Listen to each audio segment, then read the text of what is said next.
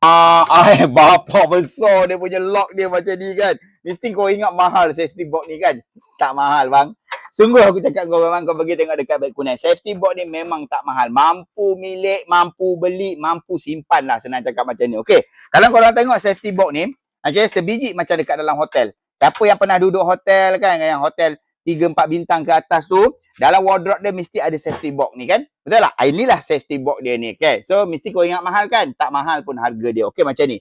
Saya nak bagi tahu sikit pendedahan ataupun saya nak berikan sikit pencerahan tentang safety box ni. Okay. Ini bukan safety box yang untuk kau simpan jongkong emas, untuk kau simpan duit yang beratus-ratus ribu. Itu semua kau simpan kat bank lah. Kau jangan simpan kat rumah lah. Sebab kalau kau simpan duit dalam peti besi macam ni, perompak datang rumah, kan? Dia nampak ada safety box, walaupun dalam tak ada isi, kalau dia dah letak pisau dekat leher, dia suruh kau buka bang. Kan? So jadi tak gunalah safety box harga ribu-ribu pun. Okey, betul tak? Okey, so jadi safety box ni tujuan dia kita kena beli untuk simpan dokumen-dokumen penting sahaja. Contoh kita nak simpan pasport, surat beranak, apa lagi? Geran tanah, geran kereta kan, macam-macam lah kan, surat nikah ke apa semua kita simpan dalam ni. Sebab safety box ni dia ada satu function tau. Okay, apa function tau? Dia kalis api. So jadinya andai kata nauzubillah kita apa cakap, jauh-jauhkanlah andai kata rumah kita terbakar, so dokumen-dokumen kita yang ada dekat dalam safety box ni insya-Allah terselamat.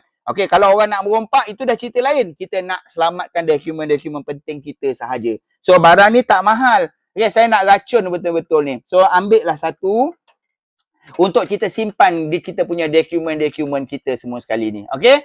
So jadinya yang ini kau pergi tengok dekat beg kuning. Harga dia sungguh saya cakap kau. Saya tak tahu nak cakap macam mana lagi sebab saya ada juga satu safety box. Okey, saya beli harga dia na'udzubillah mahal. Rupanya sekarang ni dah ada dah safety box yang macam dekat hotel macam ni, murah-murah sahaja. Okey, insya-Allah. So yang ini aku letakkan dekat dalam beg kuning. Okey, cara nak install, cara nak buka cover depan ni apa semua aku dah try dah. Melengkap dekat dalam dia punya manual lah. Cuma aku nak ingatkan satu benda, korang kena skru. Supaya safety box ni tak boleh diangkat, tak boleh dibawa lari. Sebab safety box ni dia tak terlampau berat, dia tak terlampau macam safety box yang harga ribu-ribu tu yang dia salut dengan simen. Yang itu memang betul-betul berat, nak angkat memang tak larat. So yang ini dia buat sistem apa tau? Ni dia buat sistem ada tebuk lubang macam ni. Okey. So bila sampai dekat dinding, korang skrukan dia daripada dalam. Skrukan daripada dalam supaya orang tak boleh nak angkat, orang tak boleh nak bawa lari safety box ni. Okey? InsyaAllah lah Yang ni aku berani recommend dekat korang. Kalau korang nak cari safety box yang ala-ala budget-budget, korang boleh grab safety box ni. Kalau aku letakkan dia dekat dalam beg kuning, korang ambil lah. Tak payah fikir panjang-panjang sebab harga dia murah. Okey? Pergi ambil dekat dalam beg kuning aku. Aku tinggal